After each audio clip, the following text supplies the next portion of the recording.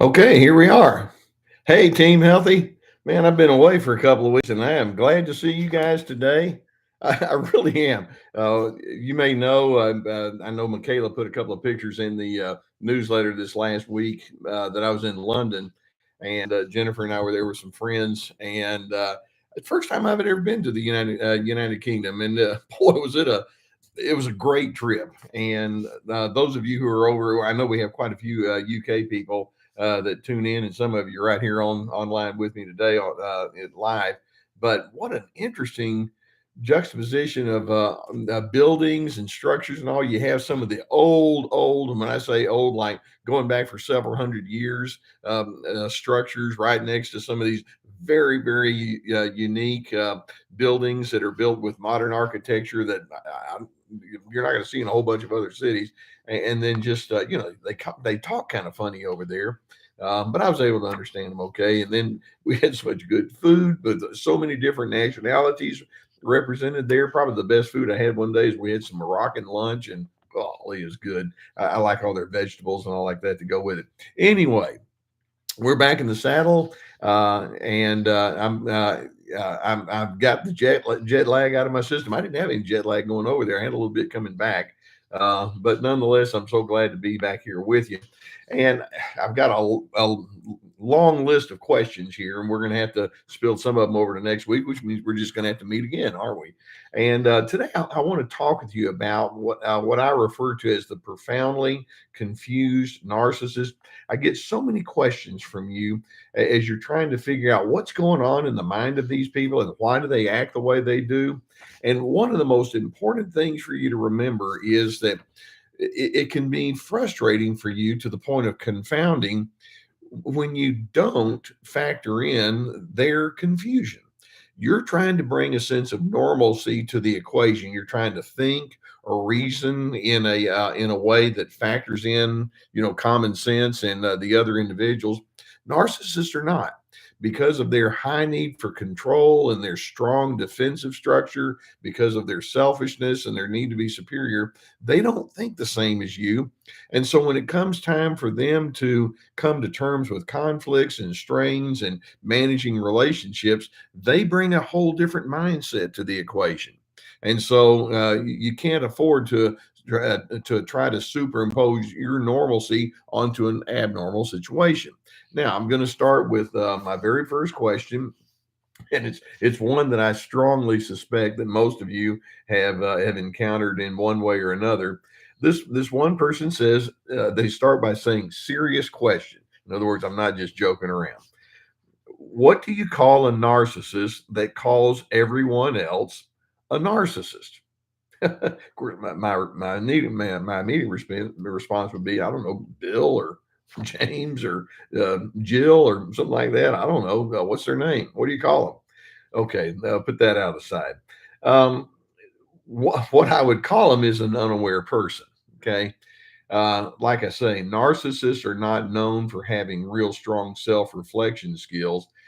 In fact, okay, I'm going to share with you in a very kind way a distinction between myself and Dr. Romney. In one of the interviews that I've done with her, she says that her number one go-to ingredient, as she identifies narcissists, is their lack of self-awareness or self-reflection. Well, obviously, I strongly agree with that. My number one ingredient that I watch for is their willingness to exploit. But they kind of go hand in hand, if you will. But this is kind of picking up on Dr. Romney's mindset. You have a narcissistic person, someone who's highly narcissistic, highly controlling and condescending, and they'll look at you and say, I've heard about this narcissism stuff, and you just match it right down the line. And there is so much projection going on when that happens because these people are not in touch with who they are. One of the things that goes hand in hand with narcissism is they view the world from what I refer to as an out there perspective. You people out there are the ones who are going to determine my quality of life in here. They're empty inside. They don't have good awareness of who they are or why they feel what they feel or what their motivations are when they become angry or fearful or defensive and all. All they know is you people out there You have issues. And so if they stumble or if they have a problem or if a relationship collapses, rather than them thinking, I need to take a hard look at who I am and what this means about me. They won't do it. Instead, what they say is, well, there's a problem. You're the narcissist. And they just see the word narcissism or narcissist as an ugly name that they get to call someone. It's like they hardly even understand what the word means.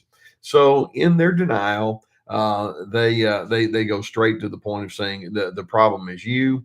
And what they're doing is they're implying, and this goes to their confusion, there's too much pain, there's too much confusion, there's too much disillusionment that I've had to live with in my entire life, and I don't want to have to deal with that. So I'm going to take the easy way out, and I'm just going to say categorically, if there's a problem, you're it.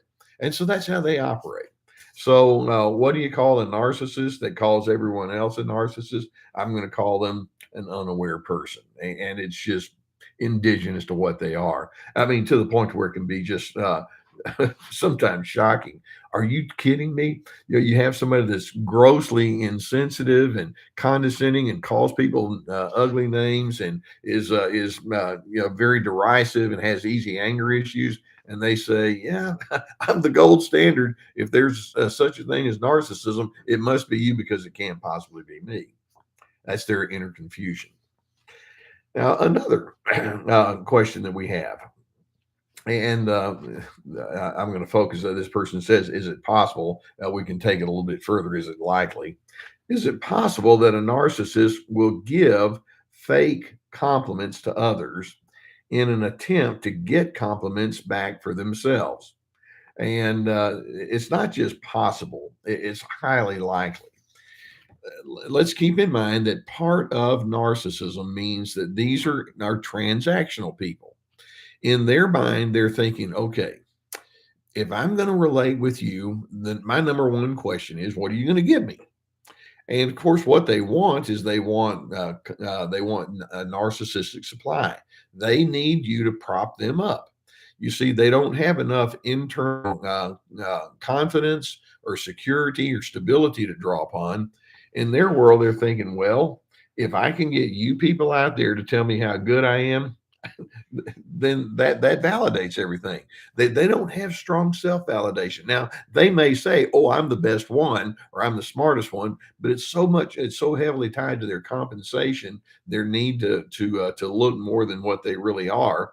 And so, yes, a narcissist may come along and say, I really enjoy my company with you, and I enjoy being with you.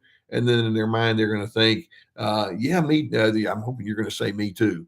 And so they give compliments only because it's like, yeah, if I can flatter you, then maybe you're going to walk away thinking what a nice person I am, and maybe you'll say something about that, and then I can walk away feeling like I'm validated. And it's a transactional kind of thing. One of the things that we can say about Team Healthy is that certainly we're going to give compliments, but it can be done more with a motive of love or kindness or affirmation, as opposed to it being a setup for the comeback. Narcissists are always thinking, "What's my comeback going to be?" And again, it speaks very strongly to the to the absence of any kind of internal strength or confidence that they would carry around on the inside. Um, okay, they don't necessarily see you're good; they see you as someone who can service them and make themselves feel good. Okay. I'm still working on my voice. I think I may have mentioned to y'all that I've been diagnosed finally with silent acid reflux, and it's actually I'm taking some medicine. It's actually making quite a bit of difference. He said as he's coughing and hacking, but actually I'm doing a lot better. So just know that you'll pick up on that. It's okay. We're all human, and my 70-year-old self has acid reflux. Good grief! I guess if that's the worst that I've got, then I'm okay. Okay, here we go with the next one. This person says, why do narcissists feel that it's okay to take out their anger and frustration at others on us? Okay. Then they expect us to be close to them and want to be around them and do all sorts of things with them after all the disdain and contempt and downright nastiness. Now, we can pick up on this in two different ways. They take out their anger and frustration at others on us, and so that would be displacement. I'm mad at this person over here, and so I just say, and you're not doing anything that's helping the situation either, so I can take my anger and I can displace it onto you. Or just sometimes narcissists quite naturally just go into straight blame mode and all the rest. Let's get theoretical here for just a moment. When we ask why do they do this, what is the function, the purpose of anger? Now, a lot of folks don't really take the time to ask that question. I've got my latest course is called Anger Games. One of the things I want to do is I want to get people into the understanding there's a reason that people feel angry, and at the core, it can actually have a healthy function. In my anger, I'm thinking you didn't acknowledge my worth. You didn't respect my needs. You didn't respect or uphold my convictions. And so when you're angry, you're wanting to stand up for those things. It's your way of saying, please treat me with respect. Please acknowledge the validity of my needs or my convictions. And when you feel angry, there's that element that's there. And so we can say, well, that's a good thing.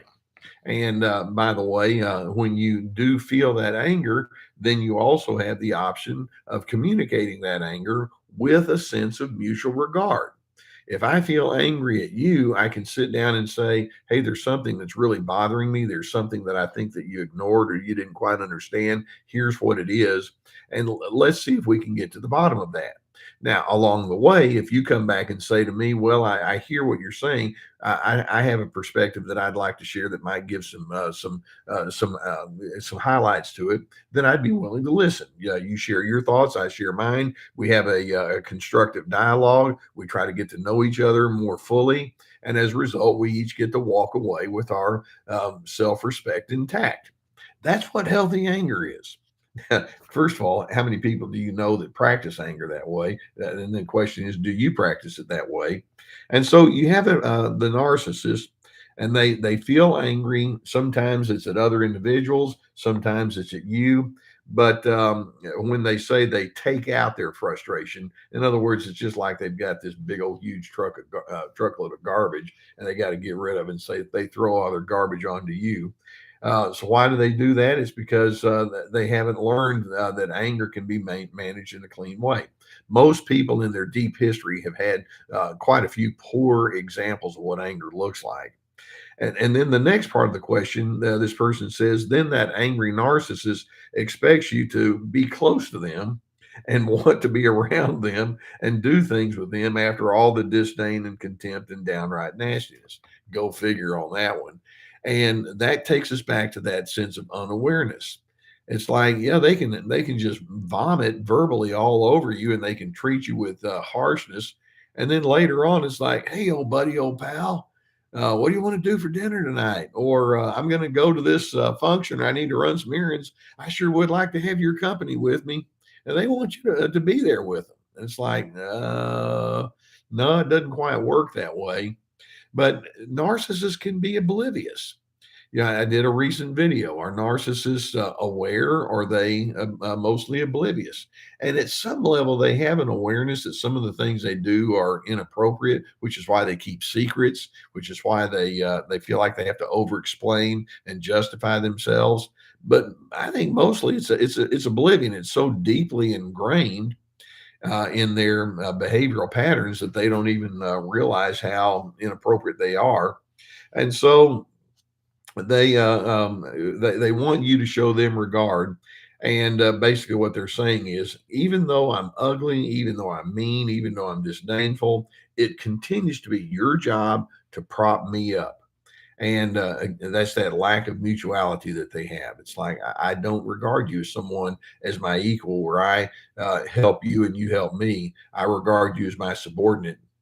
Keep that in mind. And so that's that false sense of superiority that they have. So, and then to say nothing of the lack of empathy, you mean you have needs too? I mean, I have needs, and you're supposed to prop them up. You've got needs. I didn't even notice that. And so you see that underneath all of this anger and agitation are so many things that they're not being very honest with themselves about, or they have a great deal of unawareness with. Now, this next one, I don't know what it was about this question, but it's like, we're not going to do it this way. Okay, here we go. This next question: is it possible to turn the narcissist around over time by demanding respect and ignoring their efforts to try to control you? Instead, make them look up to you and respect you. Or is it impossible for a narcissist to be in a romantic relationship with someone who they feel is smarter or superior in some way? Okay, we'll get to that second part in just a minute. The part that just makes me go, uh, and can I try to demand that narcissist to show me respect? And it's like, no, because if I have to demand it, if I have to pound it out of you, what do we have? For respect or love or honor or goodness to be true, it has to grow organically. Anything that's forced upon a person is going to be something that you can't trust. If you say to a little child, you need to apologize to your sister. And it's like, I don't want to. Well, around here, that's what you do. And so they say, okay, I'm sorry. Well, it doesn't have a whole lot of meaning to it because they did it because they're afraid they're going to get in trouble. I mean, that's kind of the mindset. It's a childishness that the narcissist operates with. So this person says, "Well, I've got that narcissist. I'm gonna command it out of him." Nope, not going to do it because what that means is you are inside their game. Their game is control. And so the question is basically, can I control that person who wishes to control me?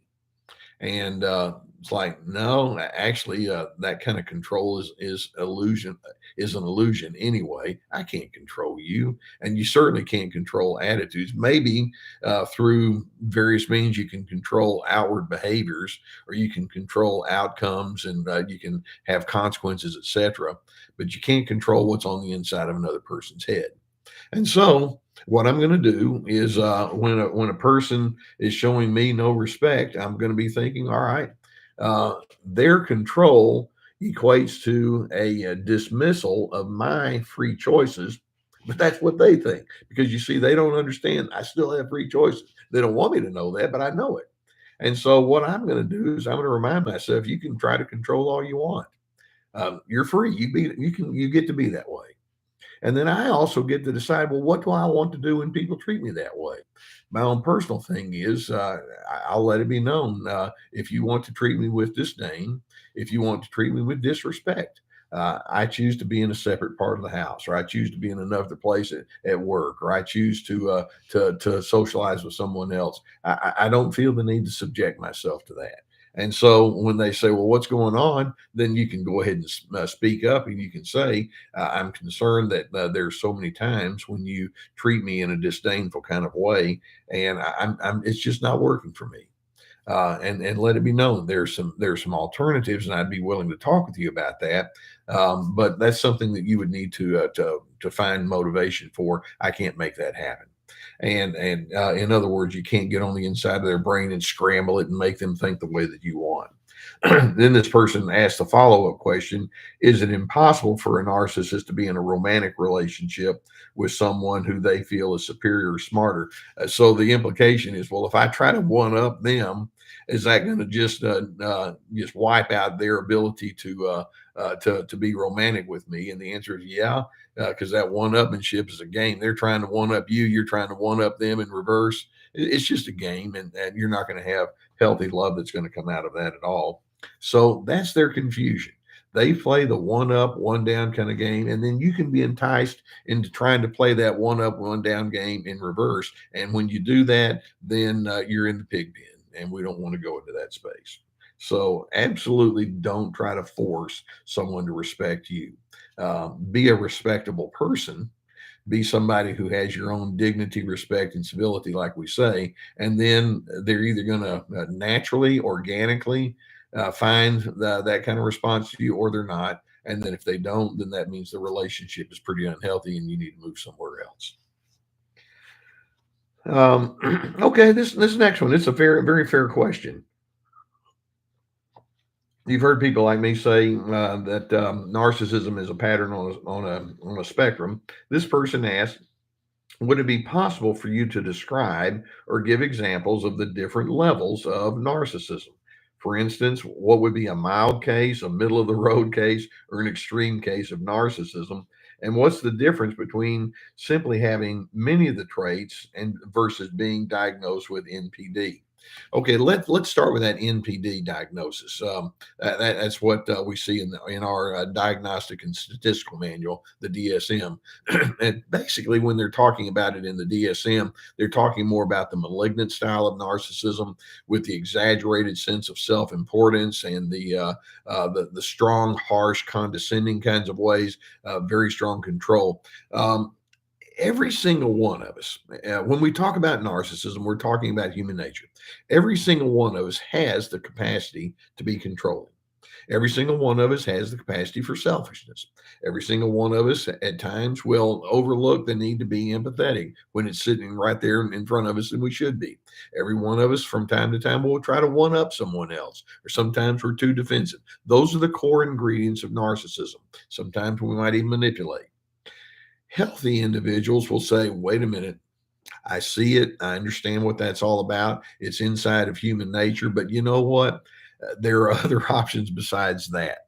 And so people on Team Healthy will say, yeah, I've got that potential, but I also have the potential for kindness or conscientiousness and openness and willingness and fairness and patience and self-restraint. And there are plenty of other healthy characteristics. And it's like, that's what those are the traits that I choose as I figure out who I want to be and as I define what gives me the greatest sense of meaning. I want to be a loving and I want to be a fair kind of person.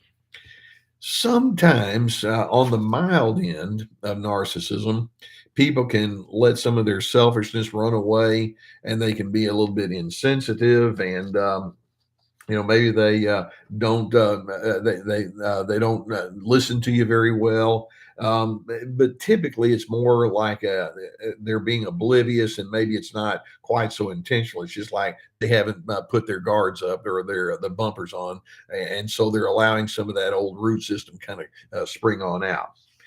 At the medium level, you can say that there are some individuals who it's like, it's more and more common for them. These are individuals who they may not be the harsh narcissist, but you can't count on them. They tend to have very poor conflict resolution skills. They tend to be dismissive or critical or quickly defensive to the point to where it's like, you know what, we're going to be pretty limited in our ability to have a healthy relationship. And they would be folks that I would say maybe are at the 50 percentile level or the 60th percentile level, where it's like, yeah, more often than not, it tends to show up. And especially in crunch time, their selfishness takes over. But then you have that malignant narcissist, the one that's down on the far end, where we call it narcissistic personality disorder, and these would include sociopaths and psychopaths, and some of just the malignant narcissists. All depends on nuances and all like that. But basically, they've lost their moral compass completely. And there's such a meanness, there's a harshness, there's a disdain, a contempt for other individuals, and it's like there's a cold-blooded nature that they have, and they could not care less about that human being in front of them beyond what that person can do to further their own personal cause. And those are the people that are very mean-spirited, and it doesn't take much to trigger them at all. And so it's that spectrum there. So it's a matter of realizing. Long ago, before I did all my YouTube stuff, I used to write articles, and I had a pretty large email list, and I wrote a little article called "Evil in Small Doses." Sometimes we can do some evil things, like show insults to other individuals or be passive aggressive, but in a small way. But then sometimes people are just going to be downright evil, and you don't have to guess. It's just there, and it's just so indigenous. So it just becomes a matter of degree. So I'm hoping that you and I, as we examine these narcissistic individuals in front of us, we can also come back and say, I need to be honest and make sure that I don't allow them to pull out of me some similar characteristics. And that's why it's so essential for us to have a strong eye on the better alternatives. And so that's, you'll notice in my videos and in my discussions here with you, I'm constantly focused on what's the better alternative, because we don't want to let that deranged person, the confused narcissist, to set our personal pace. Okay, this next one, and this next one also is a very common one when people are trying to break away and get some normalcy in their life. This individual says, "I'm 59 years old, and I've been the scapegoat all my life. 18 months ago, my mother broke me, and I had a nervous breakdown. Through counseling, I've learned about narcissism, and I have gone no contact for these last 18 months." And then she says, "Question: why does my mother continue to attack me via any means possible? She has made it clear that I am the bitter and nasty person. She has stated she doesn't like me, and there's only trouble when I'm around." Okay, uh, let's keep in mind, and this is a classic illustration of the narcissist confusion. For 59 years, this mother has been saying, you're the problem, there's difficulty, and has a great deal of harshness and condescension toward you. And finally, anxiety or depression or futility builds up so much that nervous breakdown is a colloquial term, but it's just your way of saying, I can't cope with this anymore. And so you stop and you get help and you pause and you pull back. And the narcissist is over there thinking, well, see, you just proved me to be right. And they don't see it. So many times I would have people in my office, and this 59-year-old woman that's writing this represents a very high percentage of the people that I would work with. They would be sitting in my office and they would say, how do I get that perpetuator, the perpetrator of the difficulties? How do I get them to change and to adjust and to leave me alone, or to coordinate them in a more healthy way? And over and over and over, I would remind them that they don't have anything from the inside out to offer you in that regard. If someone is hateful for you, that's because hate is their currency that they draw upon. Now, turn around. If someone is loving toward you, it's because they know how to love and they understand the essence of love. But narcissists, particularly the further down that spectrum they go, it's almost as though they have a commitment, or at the very least, they're held captive by their own contempt and their own anger. But rather than saying, "I've got to do something about it," they're too afraid to do that. They've built too much of a protective shield around themselves, and so they spend the currency that they have to offer. And the currency is blame and shame, and all because that's what was given to them, and they never did take the time to question what would be my better alternatives and how can I do something that would be very different. So another question I would, or a way I would put it to this 59-year-old woman whose mother is still torturing her, is, what does her torment toward you tell you about herself? Not about you, because it's not about you. If there was someone else in her life that had been that way for, been with her for that many years, she'd be treating them the same way. But what it says, mother is more or less saying, I'm captive by my own anger. I don't know how to love. All I know is to blame and shame. So don't make it about you. And until she shows that she's willing to say, I've got some serious issues that I need to examine, then you probably need to stay away. And my guess is, if you're 59, she's probably at least 80 or beyond. And the odds of her making the adjustments at this stage in her life are going to be pretty low. So you probably made a right decision. And I'm hoping you're going to stick with your therapy if that's going to be something that you need, so that you can go back to some objectivity there. That's why I like to continually encourage people to get therapy, because sometimes the narcissist will so get inside your head that you need somebody to keep you objective, rather than letting their chaos and their confusion reign. Okay, this next one's kind of an interesting one. And there's some validity to the question here. This person says, I wonder if there are cultural elements to narcissism. This person goes on to say, I just wonder if our environment tends to emphasize certain tendencies, or it facilitates those who have narcissistic tendencies.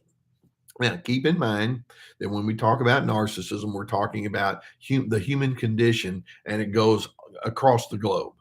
Whether you're talking about people in China, or whether you're talking about people in South Africa, or people in the state of Ohio, or individuals who live in Bolivia, or if there's anybody on Antarctica, no matter where you are, Europe, wherever. Um, Everyone is going to have some sort of inclination towards selfishness and control, but sure enough, cultural tendencies can shape the way it goes. For example, there may be some cultures, and I'm not going to get too deep into this because I don't want to get into stereotypes.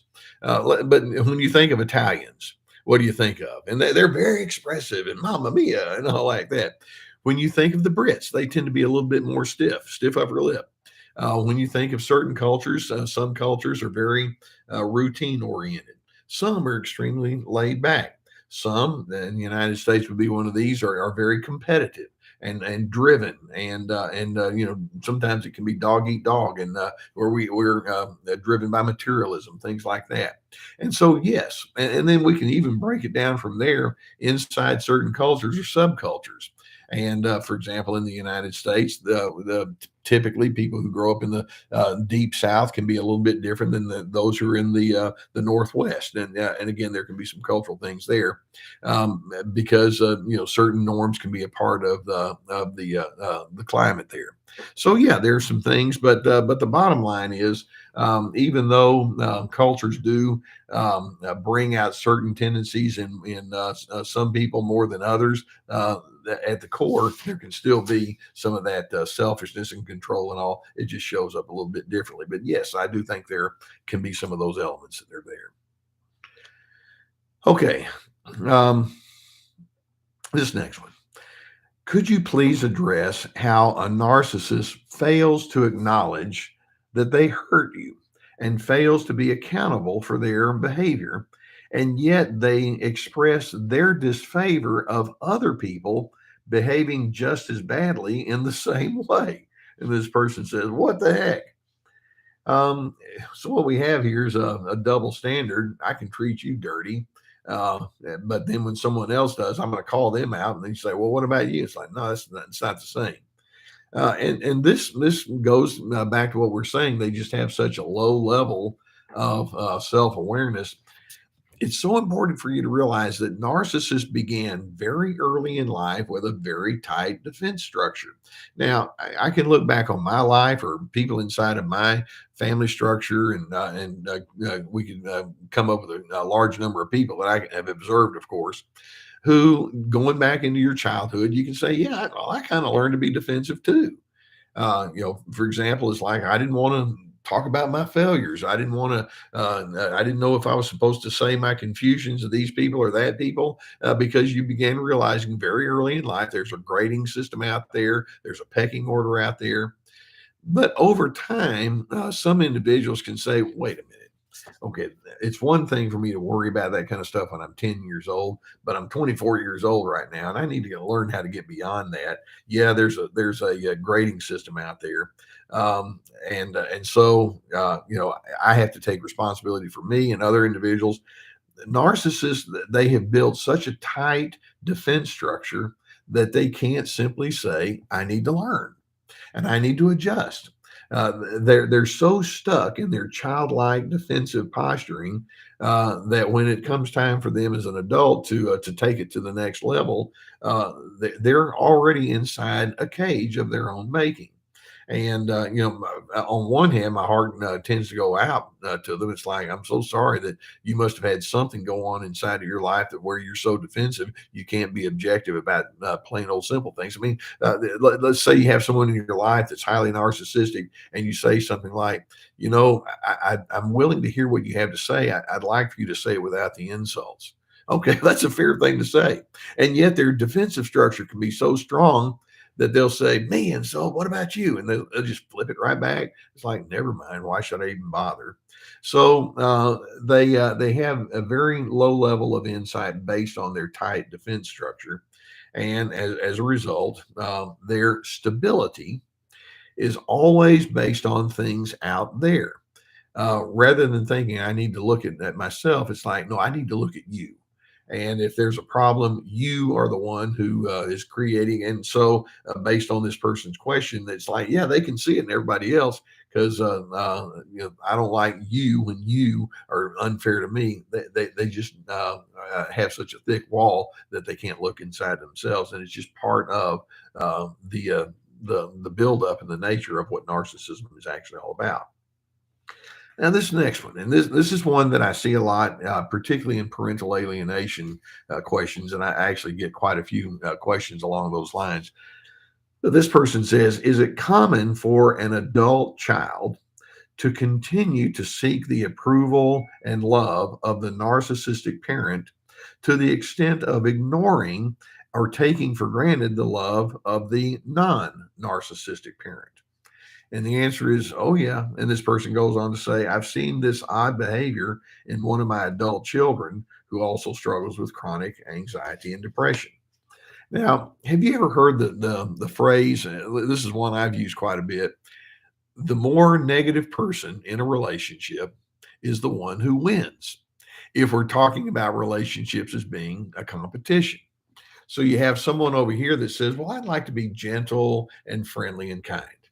And the narcissist says, shut up. I don't care about you and I don't care about what you think. You need to be this way. And if you don't do what I want you to do, then I'm going to blow up. Now, which one of them is going to be the strong one? Short term, that shut up person is going to be the strong one. Long term, the loving person is going to be the one that has the most lasting, healthy influence. But too many times, the negative message is the one that we hear the most. I mean, as another illustration, let's suppose that you're in a group and there are 10 people there and they're talking about you, and 9 of them say, here are the things that I like about you. And then there's one over there in the corner that just rolls their eyes and says, oh, I got a lot of stuff that I don't like about you. And here's what it is. Okay, of those 10 people, which one are you going to focus on? That's what I mean when I say the most negative one wins, if you want to think of it in those kind of terms. Um, One of the biggest problems that we have with narcissists is that they don't understand the nature of love. And so a child they can see one parent over here. It's like, oh, good, you know how to love, and I appreciate that. But then there's that question. Well, what do I have to do to get this more negative or harsh or mean spirited person to love me? You're okay, but there's kind of I hate to put it this way, but almost a backwards compliment to you when they think, I don't have to worry about you because I know where you're coming from, but it's this person over here. I'm constantly trying to vie for their attention. I mean, it doesn't feel like a compliment to you at all. And my thing is, and when I talk with people who have been alienated from their kids because the other more negative parent wins, my thing is, well, I don't want to be negative and harsh like the dominant narcissistic parent. And so I'm going to do all that I can to sit down and talk with that adult child and say, your father and I, or mother and I, just depending on which one it is, we think differently. And I know that there are times when you wonder about where your standing is with that other individual. I just want you to know that between you and me, I want to be your safe person, and I love you, and you just show it and you live it out through your demeanor and through your ways. And over time, hopefully, that person will remember. But too many times, and this is a difficult one, but too many times that negative one says, well, if I can just shout long enough and hard enough and be threatening enough and be mean spirited enough and be invalidating enough, I win. And they can. Because down at the core, little son or daughter, even if they're 42 years old, they want to have that parent's approval. And so they tend to go after the one that is more forbidden or difficult. It's insidious the way it works. Okay. I really do hate it when I see those kind of cases. I went to my very first conference on parental alienation probably at least 30 years ago, and we were just starting to put a label on it. And we've seen it plenty, but to see it and understand it, and then the more you realize, that's something that's very common, and grandparents feel it and all too. But it's very difficult to break. I'm sorry to say that. Okay, yeah, let's go ahead and do a couple more. This person says, do attachment styles affect how narcissistic someone might become? And then this person goes on to say, I find that covert narcissists tend to be fearfully avoidant. I haven't been able to find anyone to talk about this or the attachment styles or how they affect someone on the spectrum of narcissism, but I'm just curious. Well, let's take a look at that fearful avoidant, and sure enough, that does tend to be a very strong issue with the covert narcissist. The the overt narcissist wants and needs lots of affirmation, and what they do is they'll just pound it out of you. I am the dominant person, and the way that I feel good about myself is I get your deference, and you are going to be what I tell you to be, or I'm going to make your life miserable. And then when you fall in line, it's like, see, I see that you have figured out that I'm a really good person. But the more covert person, narcissist, like, no, I'm not going to do it that way. But part of their history is that they do tend to avoid. What do they avoid? Vulnerability or openness or tenderness. It's like, well, I don't know if I want to go into that kind of space. And as a result, the covert narcissist, they're going to give you messages of control, but of a very different nature. For example, they can become very evasive or passive aggressive, or they can pretend like they want to know you, but not really. And so they can sometimes have anger, and then in their anger they can hold grudges, but they won't really work to resolve it with you. I mean, there's all sorts of ways, and so whether you have some a style that says I'm going to pound your respect out of you and you're going to give it to me, or you have the person that says I don't really trust people very well at all, and I'm just going to be very distant and dismissive of you. Either one of them hurts, but yes, it goes down to them on either side of the spectrum saying I don't trust people. And the lack of trust comes out in different kinds of ways, just like sometimes anger comes out in different ways. Sometimes it's openly aggressive, sometimes it's passively aggressive. And that's why we make distinctions between overt and covert narcissism. Both of them have it, that it just shows up in different kind of ways. All right, this last one. Okay. This person says, my question is about the flying monkeys and how they're able to not see the true nature of the narcissist. Is it possible that they never saw toxic behavior and are never abused by the narcissist? I just can't see how they never saw the true character of the narcissist at some point, yet they remain connected to that person. Uh, not the flying monkey, and those of you who aren't familiar with that term, it comes from the Wizard of Oz. The Wicked Witch of the West had her flying monkeys. Whoever wrote that came up with that, and the flying monkeys would just go and do what the Wicked Witch of the West would say. So in common terminology, we say, yeah, a narcissist flying monkeys are basically their enablers, and they just kind of go along with the narcissist and say, okay, yes, ma'am, yes, sir, I'll do whatever you want me to do, and as a result, they illustrate that they don't have any backbone. And so these are individuals, and I've done a video on this. I can't remember the title of it, but basically they have their own narcissistic inclinations. They want to be selfish too, and they kind of like letting it run. And they like having dominance and control, but they don't feel confident enough to say, well, I'm just going to go straight forward and do that. So what they do is they borrow, if you will, another person's, the narcissist, authoritarianism. They borrow from that other person's seeming strength, and they say, see, I'm attached to the guy over here. I'm attached to the woman over here that calls all the shots. And so it's a vicarious way of them saying, yeah, I like that authoritarian stuff too. I'm just not strong enough like this other person is. And it's a frankly a chicken something way of trying to say, yeah, I'm gonna be disdainful towards you. I'm just gonna. It's very passive aggressive. I'm just gonna let that person do all the talking for me, and so it's their way of saying I win by attaching myself with the winner. But of course, the problem is they have a very twisted understanding of winning. So the flying monkeys, they've got a pretty strong core of self-absorption. So in such a way that they can't even call it for what it is. It's just like, no, they're into power just like that strongly narcissistic person is. They just don't let you see it as much. It's there's a whole lot more going on there, but that kind of gives you an idea where they're coming from.